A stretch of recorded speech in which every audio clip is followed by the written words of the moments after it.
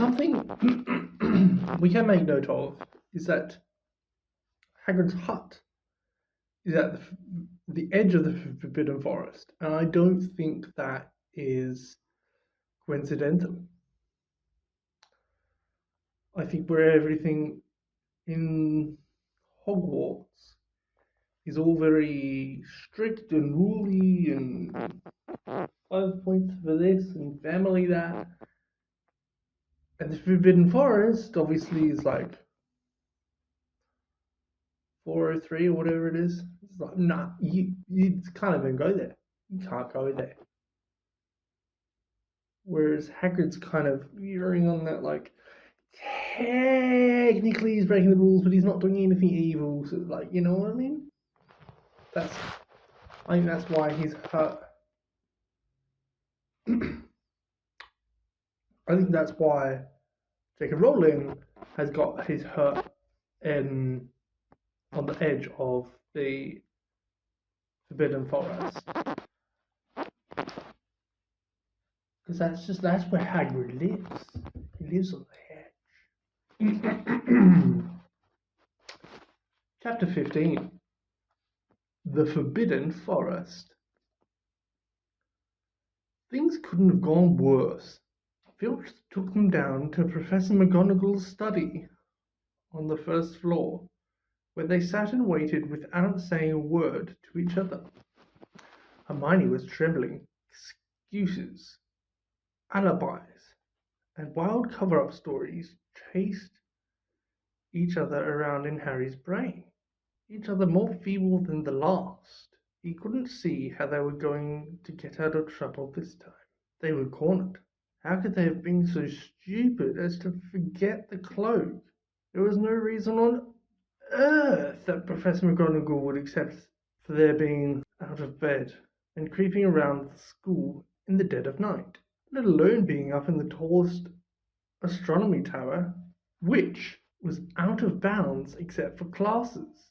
Add Norbert and the invisibility cloak, and they might as well be packing their bags already. Had Harry thought that things couldn't have been worse, he was wrong. When Professor McGonagall appeared, she was leading Neville. "Harry!" Neville burst out, the moment he saw the other two.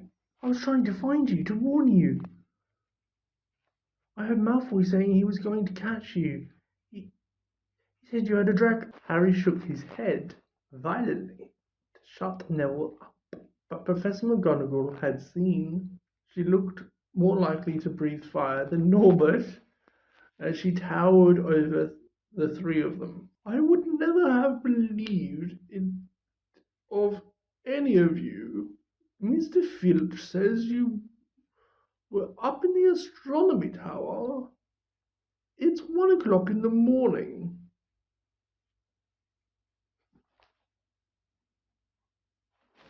"Explain yourselves." It was the first time Hermione had ever failed to answer a teacher's question. She was staring at her slippers, as still as a statue. "I think I've got a good idea of what's been going on," said Professor McGonagall. "It doesn't take a genius to work it out. You fed Draco Malfoy some cock-and-bull story about a dragon trying to get him out of bed and into trouble. I've already caught him. I suppose you think it's funny that Longbottom here heard the story and believed it too." Harry caught Neville's eye and tried to tell him that this wasn't true, because Neville was looking stunned and hurt. Poor blundering Neville. Harry knew what it must have cost him to try and find them in the dark, to warn them. "I'm disgusted," said Professor McGonagall. "4 students out of bed in one night. I've never heard such a thing before. You, Miss Granger, I thought you had more sense. As for you, Mr. Potter, I thought Gryffindor meant more to you than this. All 3 of you will receive detention. Yes, you too, Mr. Longbottom.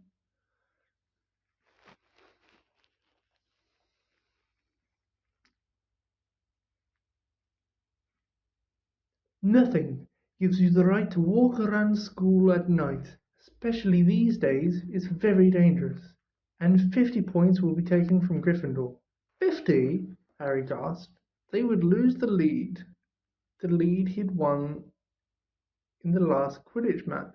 50 points each, said Professor McGonagall, breathing heavily through her long pointed nose. Professor, please.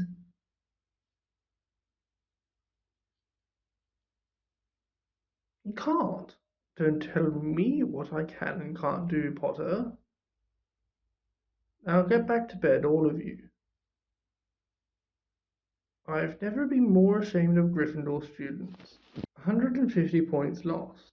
That put Gryffindor in last place. In one night, they ruined any chance Gryffindor had for the House Cup. Harry felt as though the bottom had dropped out of his stomach. How could they ever make up for this? Harry didn't sleep all night. He could hear Neville sobbing into his pillow for what seemed like hours. Harry couldn't think of anything to say to comfort him. He knew Neville, like himself, was dreading the dawn. What would happen when the rest of Gryffindor found out what they've done? At first, Gryffindors, passing the giant hourglasses that recorded the house points the next day, thought there'd been a mistake. How could they have suddenly have 150 points fewer than yesterday? And then the story started to spread.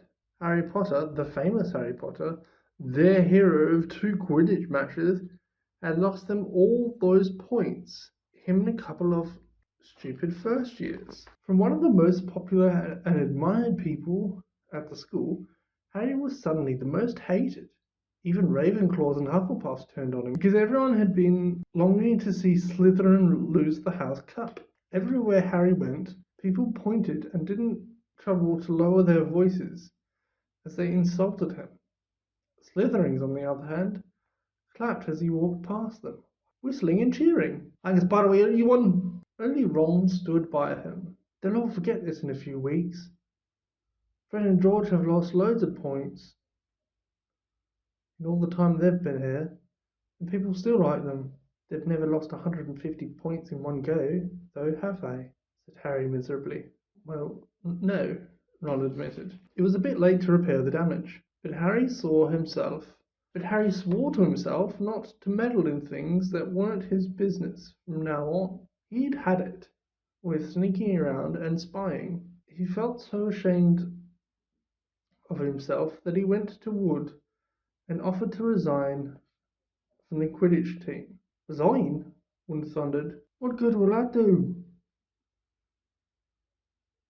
How are we going to get any points back if we can't win at Quidditch? Even Quidditch had lost its fun. The rest of the team wouldn't speak to Harry during practice, and if they had to speak about him, they'd call him the Seeker. Hermione and Neville were suffering too. They didn't have as bad time as Harry because they weren't as well known, but nobody would speak to them either. Hermione had stopped drawing attention to herself in class, keeping her head down and working in silence. Harry was almost glad that the exams weren't far away. All the revision he had to do kept his mind off his misery.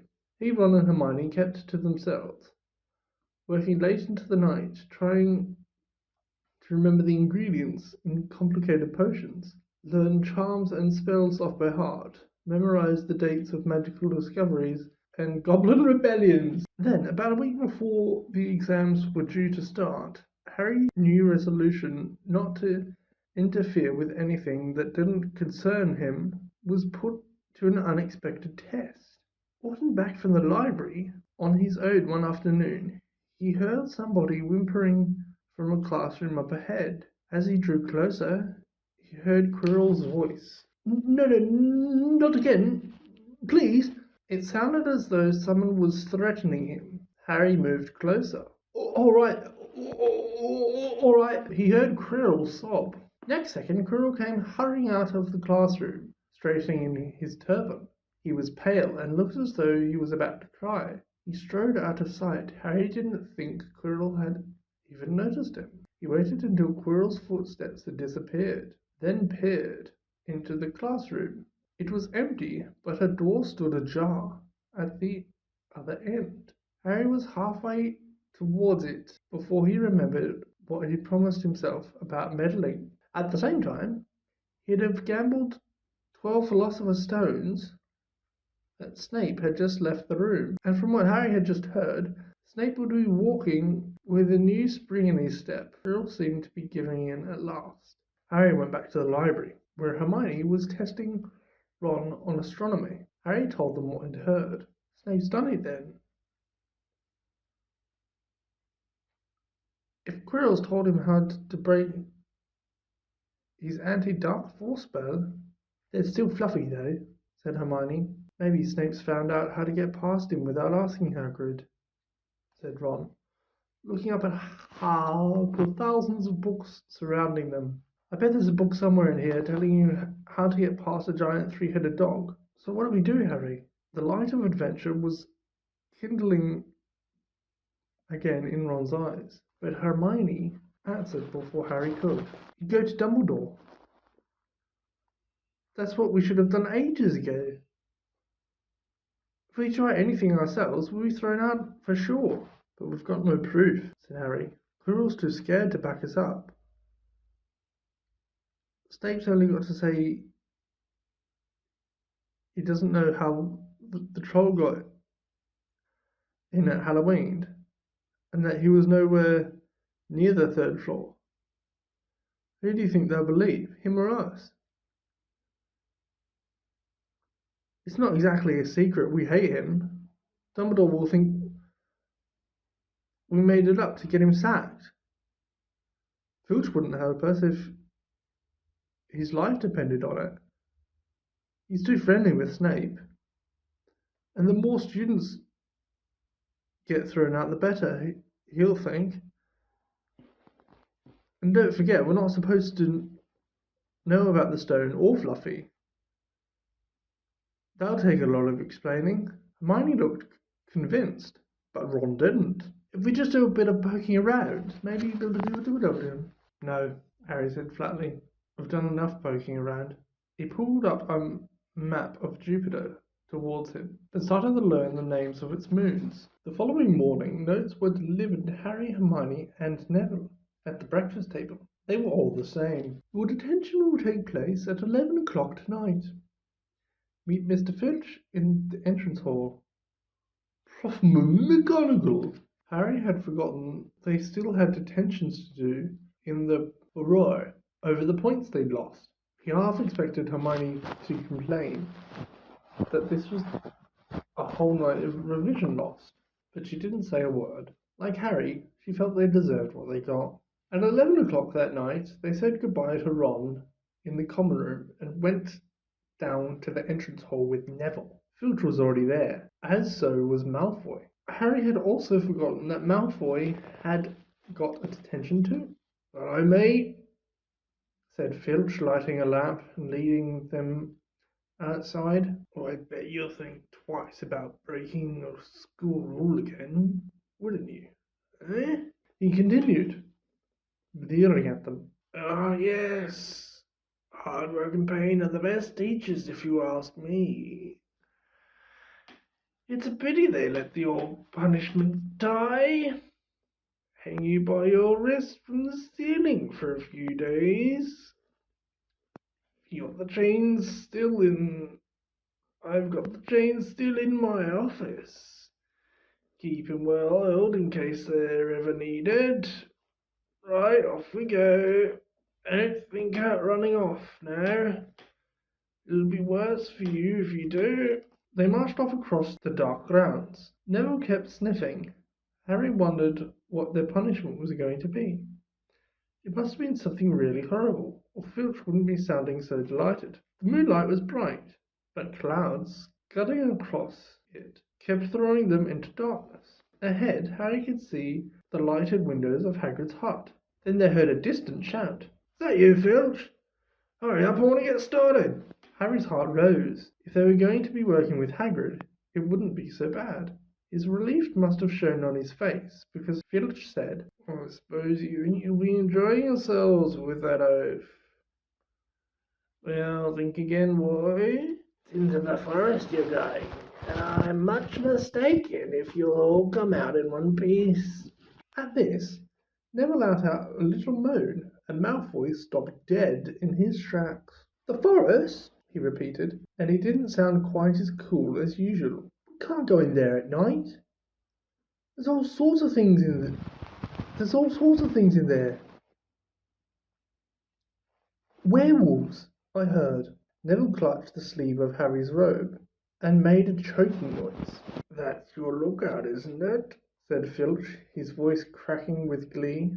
"Should have thought of them werewolves before you got in trouble, shouldn't you?" Hagrid came striding towards them out of the dark, Fang at his heel. He was carrying his large crossbow, and a quiver of arrows hung over his shoulder. "About time," he said. "I've been waiting for you half an hour already." "All right, Harry? Hermione?" "You shouldn't be too friendly to them, Hagrid," said Filch coldly. "They're here to be punished, after all." "That's why you're late, is it?" said Hagrid, frowning at Filch. "Been lecturing them, eh?" "It's not your place to do that. You've done your bit. I'll take it from here." "I'll be back at dawn," said Filch. "What's left of them," he added nastily. He turned and started back towards the castle, his lamp bobbing away in the darkness.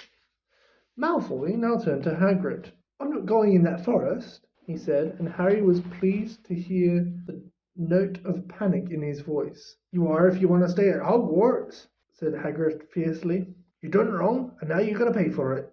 "But this is servant stuff. It's not for students to do." "I thought we'd be writing lines or something. If my father knew—" "Tell you that's how it is at Hogwarts," Hagrid growled. "Writing lines? What good's that to anyone? You do something useful, or you get out. If you think your father would rather you were expelled, then back off to the castle and pack. Go on." Malfoy didn't move. He looked at Hagrid furiously, but then dropped his gaze. "Right then. Now listen carefully, because it's dangerous what we're doing tonight, and I don't want no one taking risks. Follow me over here a moment." He led them to the very edge of the forest. Holding his lamp up high, he pointed down a narrow, winding earth track that disappeared into the thick black trees. A light breeze lifted their hair as they looked into the forest. "Look there," said Hagrid. "See that stuff on the ground? Silvery stuff. That's unicorn blood. There's a unicorn in here. There's a unicorn in there that's been hurt badly by something. It's the second time in a week. I found one dead last Wednesday.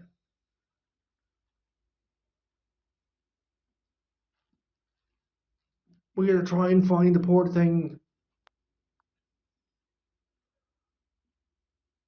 We might have to put it out of its misery." "And what if we're hurt? And what if whatever hurt the unicorn finds us first?" said Malfoy, unable to keep the fear out of his voice. "There's nothing that lives in that forest that'll hurt you if you're with me or Fang," said Hagrid. "And keep to your path. Right now, we're going to split into two parties and follow the trail in different directions. There's blood all over the place. It must have been stacking around since last night at least." "I want Fang," said Malfoy quickly, looking at Fang's long teeth. "All right, but I warn you, you're a coward," said Hagrid. "So me, Harry, and Hermione will go one way, and Draco, Neville, and Fang will go the other. Now, if any of us finds unicorns, we'll send up green sparks, right? Get your wands out and practice now. That's it. And if anyone gets in trouble, send up red sparks. And we'll all come and find you. So be careful, let's go." The forest was black and silent. A little way in, they reached a fork in the earth path, and Harry, Hermione, and Hagrid took the left path, while Malfoy, Neville, and Fang took the right. They walked in silence, their eyes on the ground. Every now and then, a ray of moonlight through the branches above lit a spot of silver-blue blood on the fallen leaves. Harry saw that Hagrid looked very worried. Could a werewolf be killing unicorns? Harry asked. Not fast enough?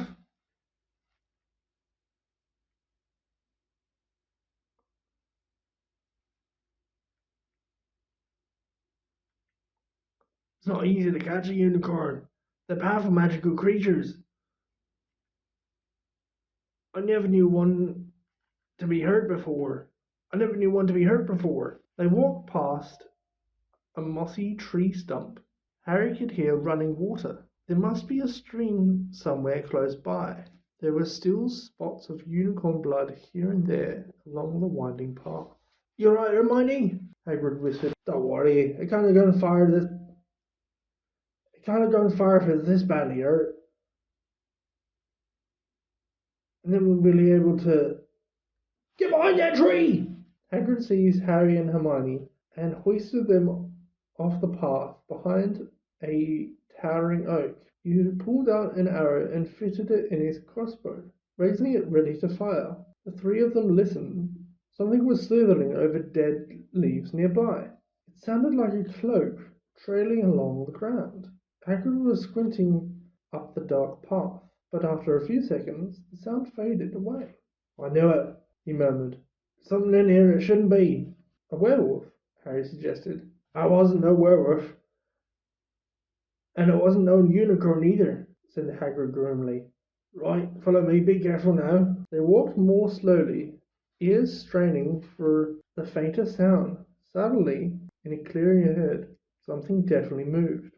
"Who's there?" Hagrid called. "Show yourself, I'm armed." And into the clearing came, it was a man, or a horse. To the waist, a man with red hair and beard, but below that was a horse's gleaming chestnut body, with a long reddish tail. Harry and Hermione's jaws dropped. "Oh, is it you, Ronan?" said Hagrid in relief. "How are you?" He walked forward and shook the centaur's hand. "Good evening to you, Hagrid," said Ronan. He had a deep, sorrowful voice. "Are you going to shoot me?" "Can't be too careful, Ronan," said Hagrid, patting his crossbow. "There's something bad loose in this forest. This is Harry Potter and Hermione Granger, by the way, students up at the school. And this is Ronan, you two. He's a centaur." "We noticed," said Hermione faintly. "Good evening," said Ronan. "Students, are you? And do you learn much up at the school?" "A bit," said Hermione timidly. "A bit? Well, that's something." Ronan sighed. He flung back his head and stared at the sky. "Mars is bright tonight." "Yeah," said Hagrid, glancing up too. "Listen, I'm glad we're running to you, Ronan. Because there's a unicorn been hurt, you see." "You seen anything?"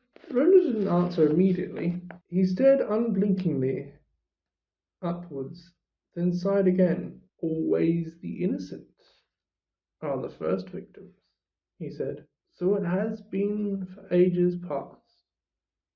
So it is now." "Yeah," said Hagrid.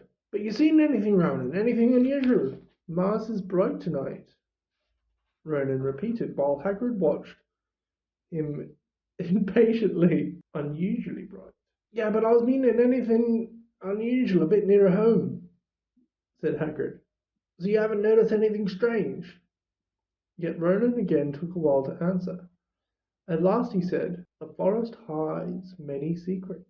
A movement in the trees behind Ronan made Hagrid raise his bow again, but it was only a second centaur, black-haired and bodied and wider-looking than Ronan. "Hello, Bane," said Hagrid. "All right." "Good evening, Hagrid. I hope you're well." "Well enough. Look, I've just been talking to Ronan. You haven't seen anything odd lately?" "There's a unicorn been injured." "But do you know anything about that?" Bane walked over to stand next to Ronan. He looked skywards. "Mars is bright tonight," he said simply. "We heard." said Hagrid grumpily. Well, if either of you do see anything, let me know, won't you? We'll be off then. Harry and Hermione followed him out of the clearing, staring over their shoulders at Ronan and Bane until the trees blocked their view. Never, said Hagrid irritably. Try and get a straight answer out of a centaur.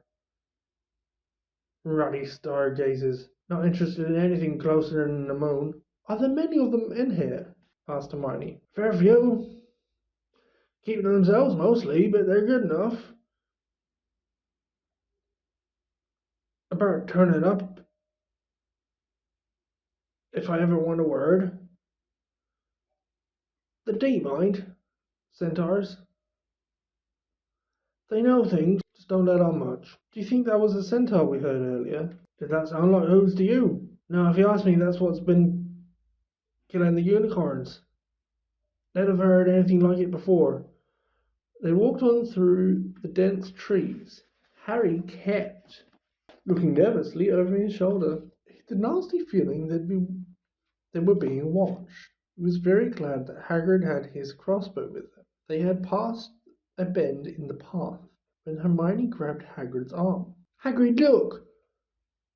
Red sparks, the others are in trouble.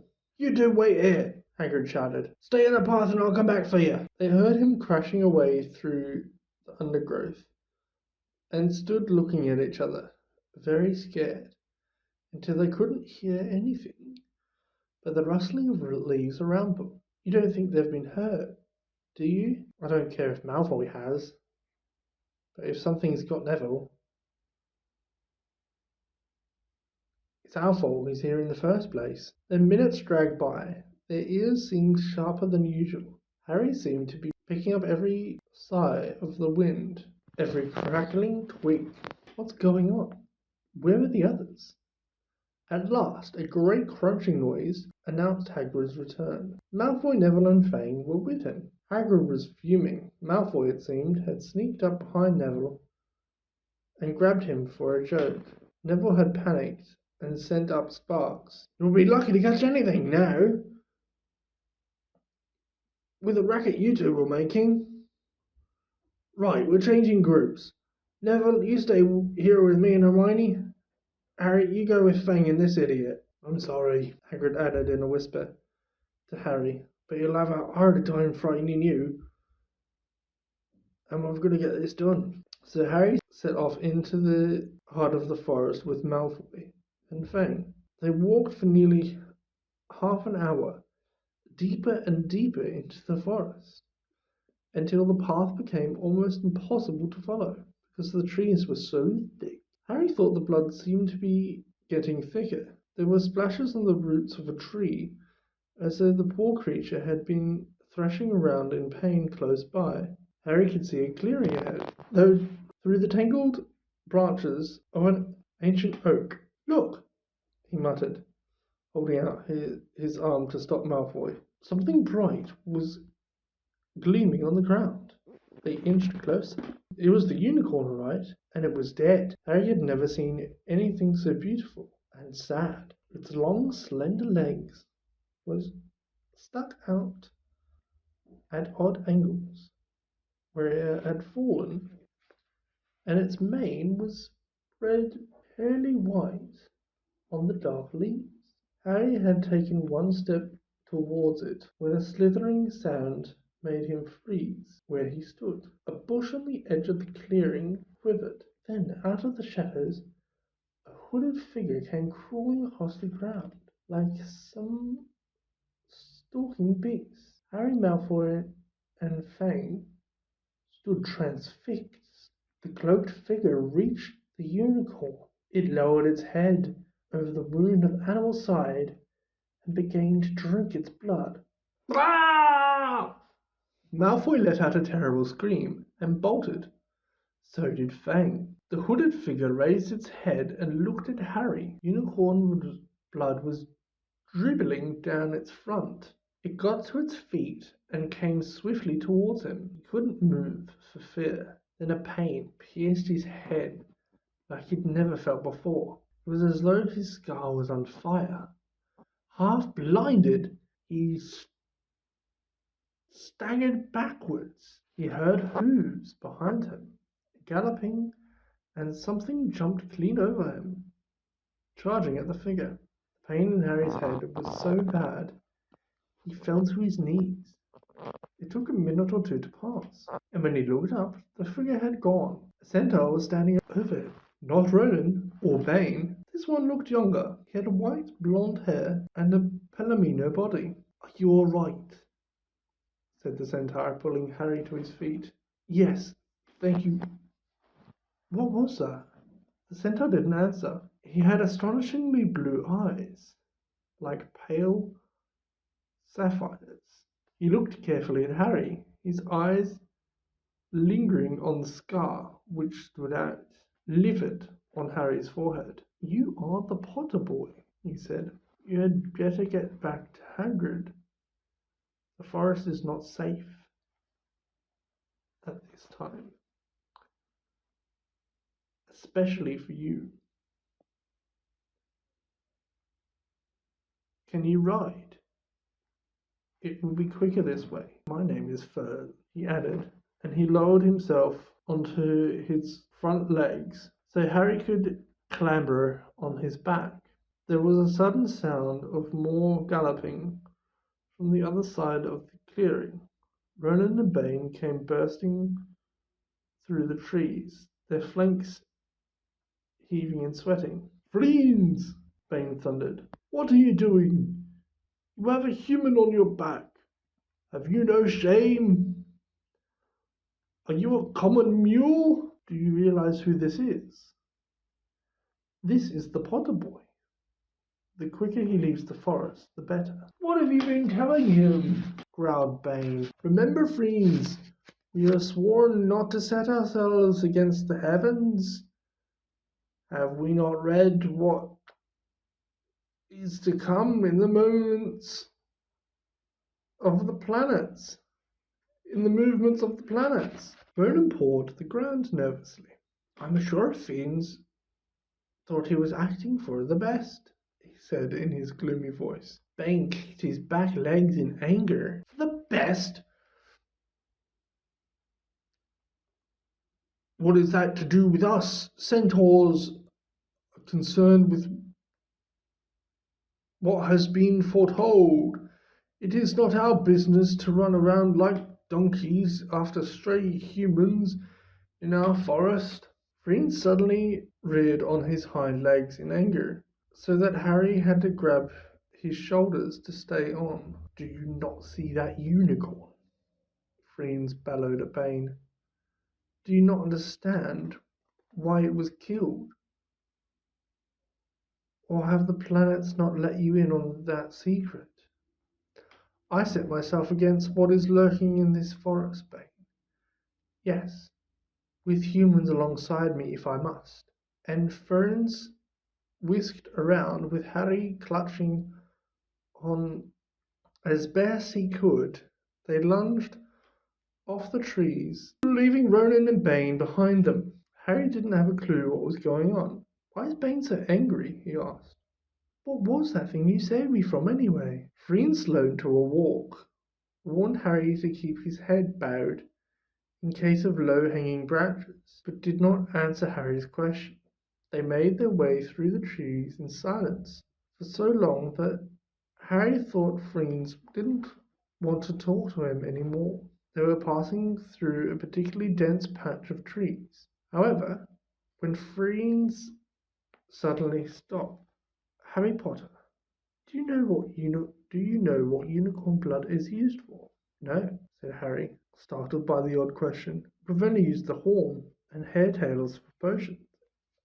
And hairtails and potions. That is because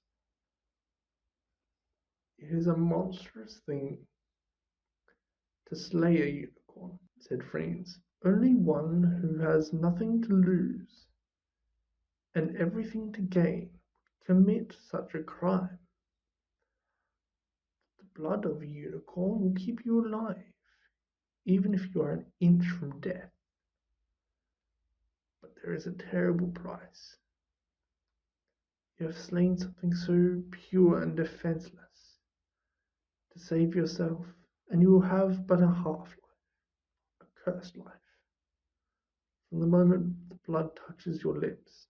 Harry stared at the back of Frien's head, which was dappled in the moonlight. But who would be that desperate, he wondered aloud, if you're going to be cursed forever? Death's better, isn't it? It is, Friens agreed, unless all you need is to stay alive long enough to drink something else.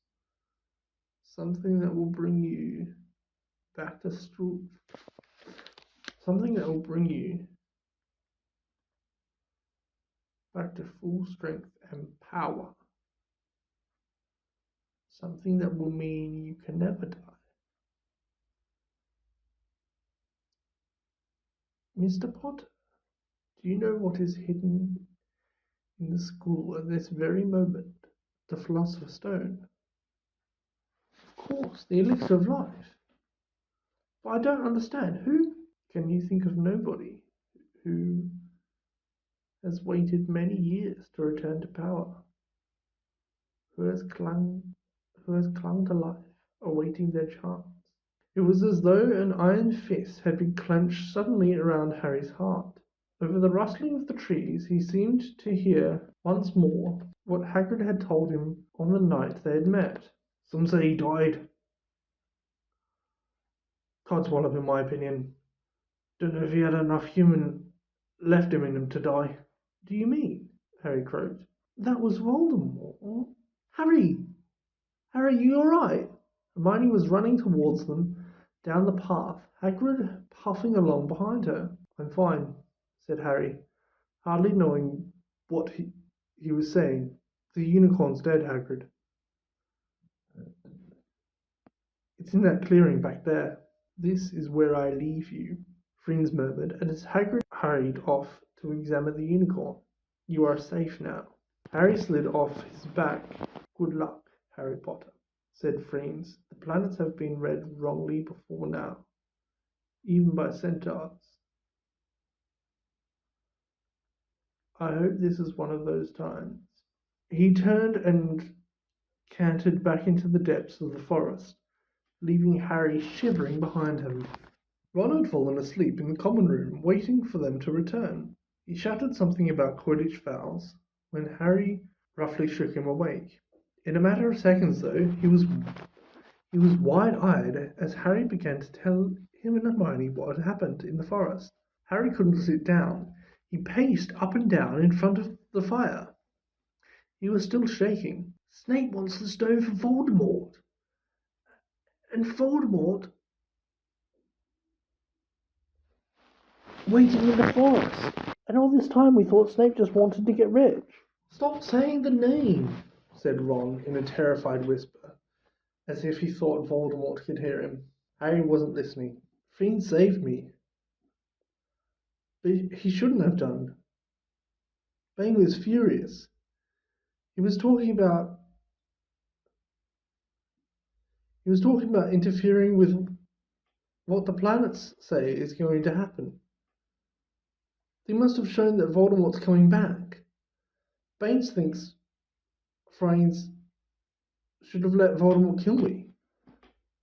I suppose that's what's written in the stars as well. Will you stop saying the name? Ron hissed. So all I've got to wait for now is Snape to steal the stone, Harry went on feverishly. Then Voldemort will be able to come back and finish me off. Well, I suppose Bane would be happy. Hermione looked very frightened, but she had a word of comfort. Harry, everyone says Dumbledore's the only one you-know-who was ever afraid of. With Dumbledore around, you-know-who won't touch you. Anyway, who says the centaurs are right? It sounds like fortune-telling to me. And Professor McGonagall says that's a very imprecise branch of magic. The sky had turned light before they stopped talking. They went to bed exhausted, their throats sore. But the night's surprises weren't over.